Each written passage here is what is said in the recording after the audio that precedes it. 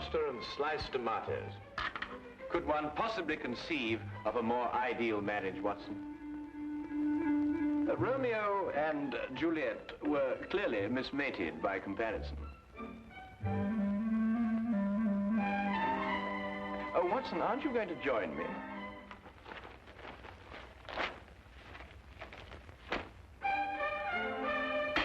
Oh, now, surely, Watson, you can't bear a grudge against me forever for something so trivial. Trivial? And what is trivial about riddling the walls with bullets? I do not agree that I riddled the wall, as you so violently put it.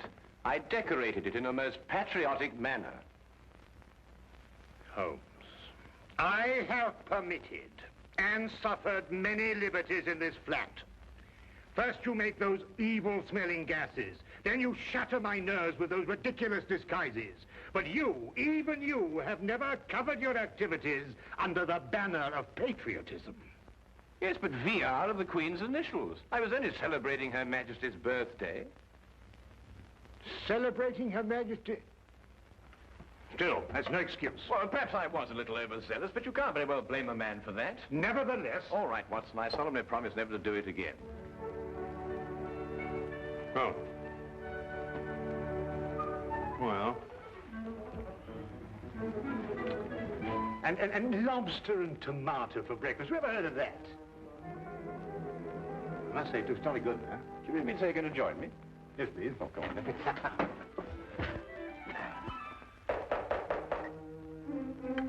That's strange. I didn't expect her until noon. She must have caught the midnight train. Oh. You'll meet her in a minute.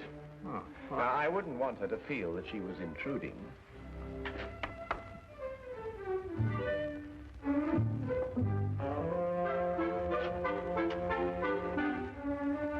Mr. Holmes? Yes, Miss Millicent Channing? Yes. I wrote you that I'd be here at noon, but I didn't want to lose any time. I took the midnight train. I understand. Won't you come in? This is my good friend and associate, Dr. Watson. How do you do? How do you do? Please sit down, Miss Channing. You must have had a very tiring journey, particularly in view of the fact that you were forced to take a dog cart out of the way. How did you know I took a dog cart? Well, I noticed that your right sleeve is covered with mud. Only a dog cart throws out mud in such a disagreeable way. Mr. Holmes can also deduce your birthstone and the serial numbers of any notes you happen to be carrying in your purse. Dr. Watson exaggerates, though only slightly. I've heard a great deal of your powers, Mr. Holmes. They say you're one of the cleverest men in London. They're very kind. You said in your letter that your fiance has disappeared. I'm afraid that something terrible has happened to him. Why, Miss Channing? It's all so muddled, so confused. Several days ago, I was expecting him for dinner. He didn't arrive. I was worried, and I went to his lodgings.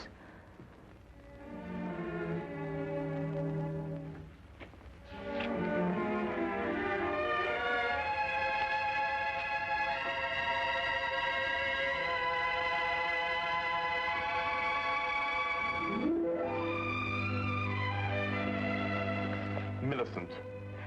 They say of Mom it won't come to the mountain.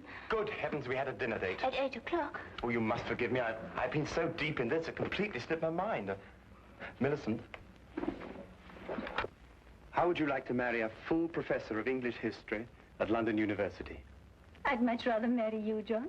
I mean me. Well, are you serious?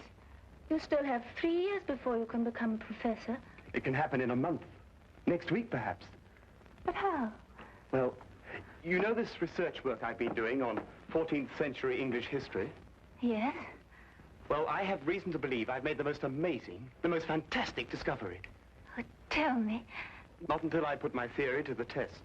And if I'm right, I can assure you there will be an immediate cheer for me at the university. And more than that, I'll be famous. Oh, but John, this is unfair, keeping me in the dark like this. I promise you it won't be for long.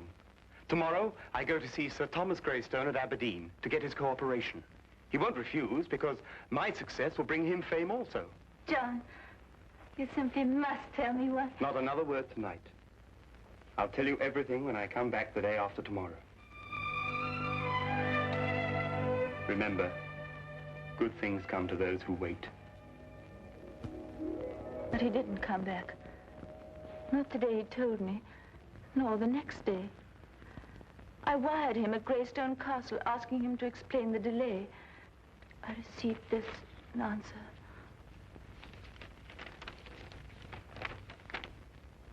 John Cartwright, unknown here. Signed, Greystone. I didn't know what to make of it, Mr. Holmes. Finally, I decided to go up to Aberdeen and talk to Sir Thomas Greystone himself. He must have been mistaken.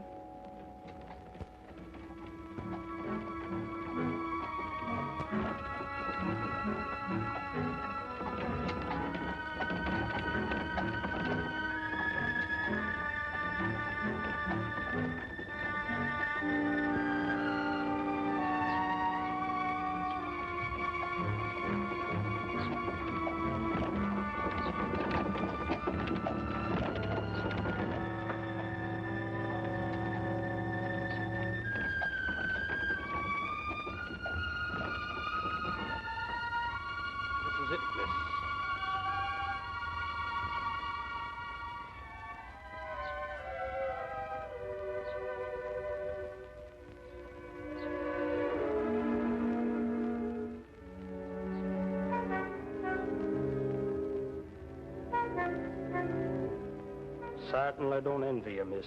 Why? Is something wrong? Let's say something isn't right. Ever since the Greystones came upon hard times, they become a strange, mysterious pair. Hardly anyone ever comes to see them, and those that do don't waste any time there. If I were you, miss, I'd wait until it's light before I went up.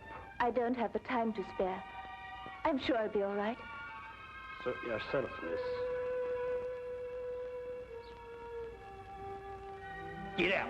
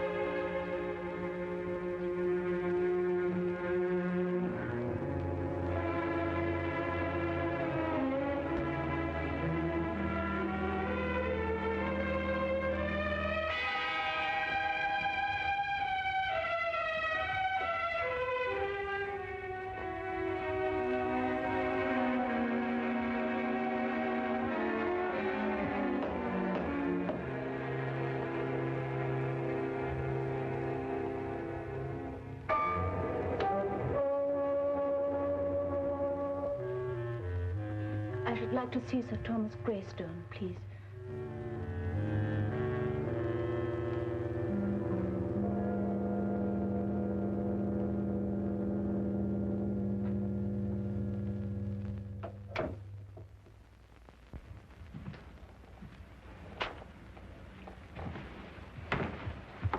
My name is Miss Channing. Would you please tell him that... Miss Channing, is it? The lady who sent the telegram? Yes. I hope you don't think me foolish coming here in this way, Sir Thomas. Walter Greystone is my name. Sir Thomas is my father. If you've come to make further inquiries about your Mr. Cartwright, yes, I'd say you were foolish. We've absolutely no knowledge of the gentleman. But I can't understand it. He told me he was coming here to speak to Sir Thomas. About what? About a discovery he made while doing some historical research.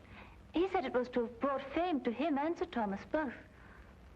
I can assure you, Miss Channing, no one of that nature has been here. No one. But I know he took the 6:10 train on Tuesday. I saw him off. The 6:10 train makes a dozen stops along the way. He could have got off at any one of them. But why? I've no idea, miss. I'm sorry. I'm upset. You see, he's my fiance. I quite understand, but there's nothing we can do. I'm sorry to have troubled you. One moment, miss. That telegram I sent you cost 2 shillings. I'll thank you to reimburse me. Father! Be quiet. I'm not a charitable institution. Are you Sir Thomas Greystone? I am. You didn't say you were. I didn't say I wasn't. 2 shillings, if you please. Thank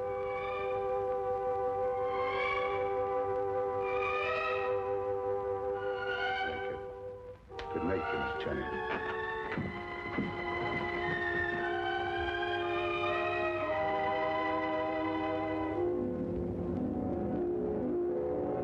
Whatever else I felt about the Greystones, I didn't believe they'd lied to me.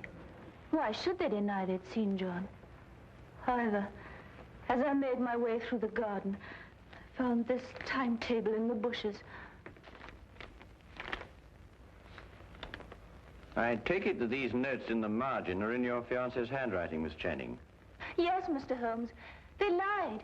He was there, and for some reason they're trying to deny it.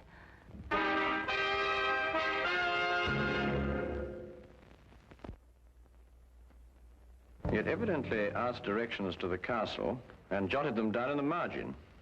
Well, it's perfectly evident the Greystones are lying, but why? Here's somebody offering them a chance of fame, they refuse it. There are other considerations more imperative than fame, Watson. Well, what other considerations, for example? That is our problem. You will help me, Mr. Holmes. I'll do my best, Miss Channing. Oh, Watson, the 14th century contained the reigns of what kings? Wait a minute, 14th century? There were some Henrys, and Richard II, of course. Richard II. He was executed, wasn't he? Yes, at Pontefract Castle, September the 21st, 1300 and... Miss Channing, I would appreciate your taking me to your fiancé's flat. To his flat? But why not to Greystone Castle? Well, I would rather not go there unarmed. Why not? We've both got revolvers. I am referring, Watson, to information that may have led to the disappearance of Miss Channing's fiancé. Come along, Miss Channing.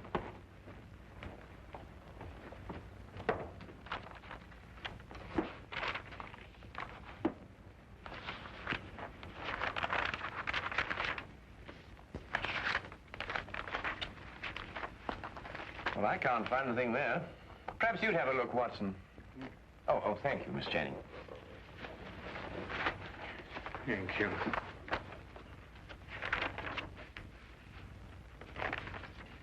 Aha! So this is what Cartwright found so exciting.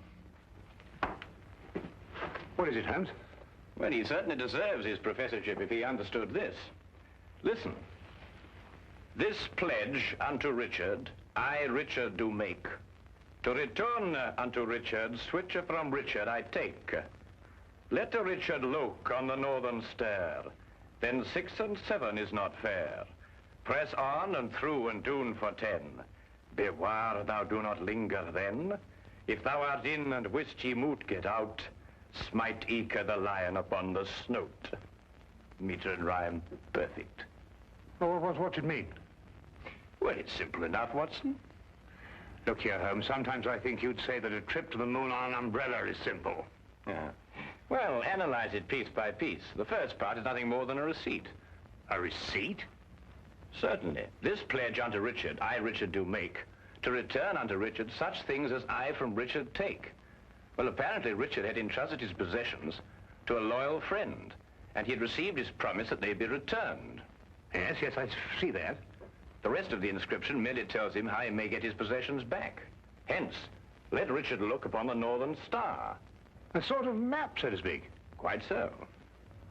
Well, but what's all this got to do with Cartwright's disappearance? Well, in Wilkinson's biography of Richard II, it is mentioned that one of the king's most loyal supporters was Richard Greystone, the original owner of Greystone Castle. Cartwright must have had the idea that Richard had left his possessions with him. So he went up there to prove it? Yes. But that still doesn't answer why John hasn't come back. That answer, Miss Channing, may only be secured at Greystone Castle.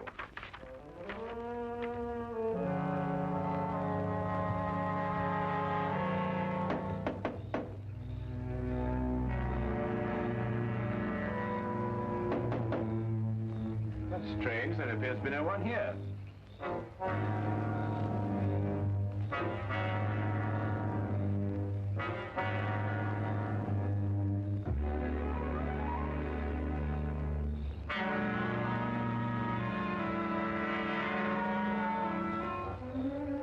I'll go round and let you in. Aye.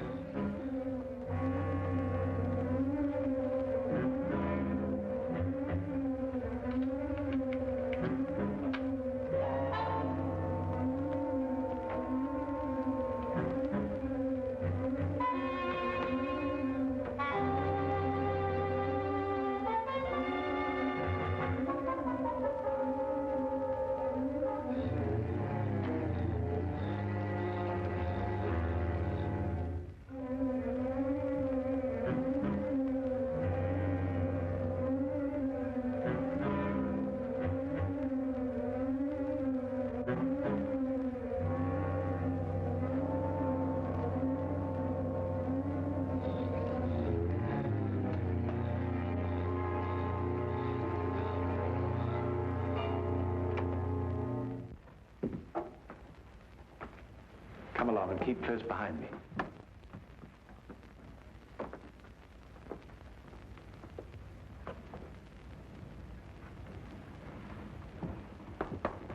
This pledge unto Richard, I, Richard, do make. To return unto Richard, switch from Richard, I take. The lower half appears to have been destroyed by fire. But there's every chance that King Richard's possessions may not yet have been found. No, they haven't. So you brought help, Miss Channing. Where is he? What have you done with him? He's in safekeeping, in the tower. Since you're here, perhaps you can persuade Mr. Cartwright to tell us the secret of the Greystone Inscription. We shall do nothing of the sort. He's got some idea of returning Richard's possessions to the Queen for a birthday present. They're worth a fortune, and they're rightfully mine. They rightfully belong to the crown. We won't argue rights and wrongs. Weigh this well. If you can't persuade Mr. Cartwright to talk, then not one of you will leave this room alive. In that case, I will not hang my fate on another man's decision. I'll lead you to King Richard's possessions myself. Holmes! Why be killed over a museum piece, Watson? Let's re-examine the pledge. This pledge unto Richard, I, Richard, do make. To return unto Richard, such as from Richard I take. We can understand that much without your help. Go on. The meaning is perfectly clear.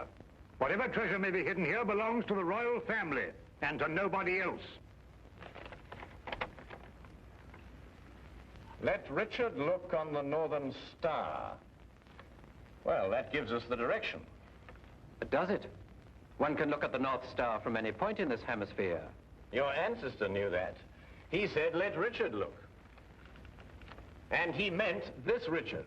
In other words, the direction may be found by facing north from this very spot. I am now facing due north. Then 6 and 7 is not far. What does that mean? Merely to pace off 13 steps. 1, 2, 3, 4, 5, 6, 7, 8, 9, 10, 11, 12, 13. Press on and through and down for 10. Press...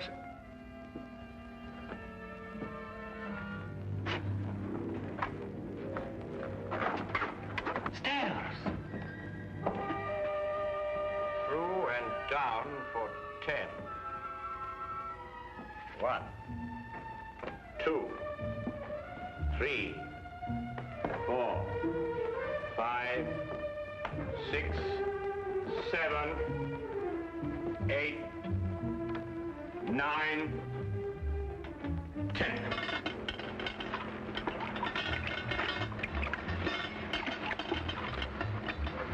Here it is.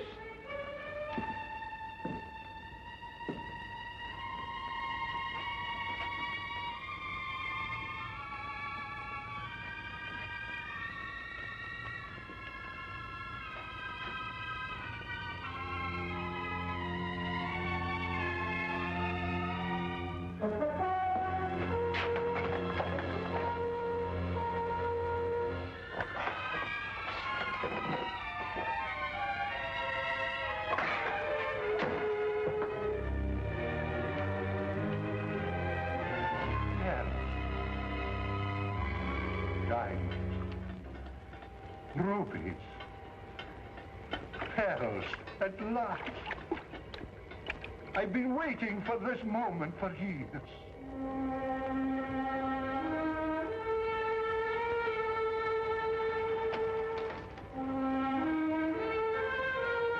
Diamonds.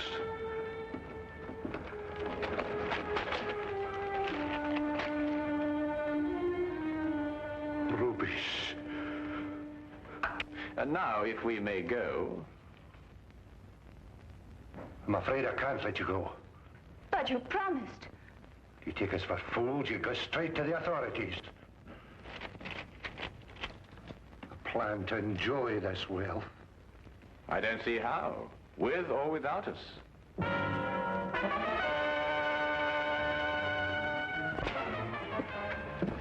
It seems your ancestors arranged for intruders. You knew this? I suspected. Then you must know the way out, otherwise you wouldn't have come in. Tell me at once, man, or I'll shoot you down where you stand.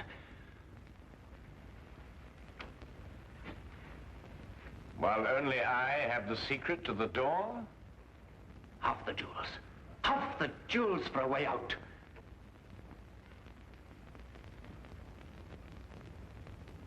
All of them. Show us how to get out, and we'll let you take them all. No. No, they're mine. Not one. Not a single gold piece. Are you daft, man? You want to rot here forever? The treasure's mine. The treasure's mine. You can't let them have it. Pay no attention. Give me the gun. You can have the treasure. Just the gun, please. The last two lines of the inscription read, as I recall, if you're in and can't get out, strike the lion upon the snout.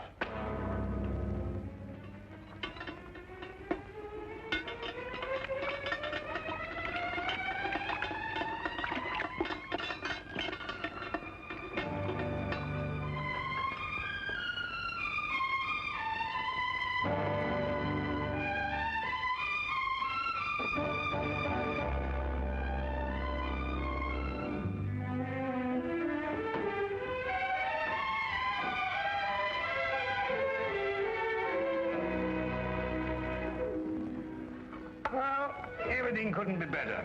The Greystones are in prison, the Cartwrights are together again, and you and I are feasting on cold lobster and tomatoes.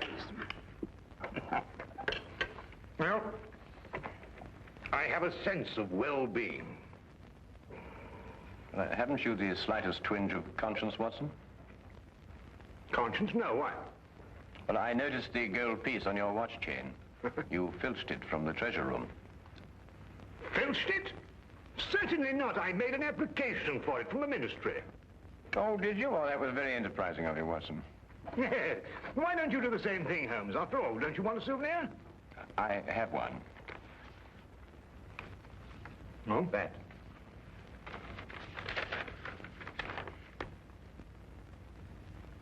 But Holmes, a personal letter of thanks from Her Majesty. Why, Holmes, congratulations. Well done. Oh, thank you, Watson.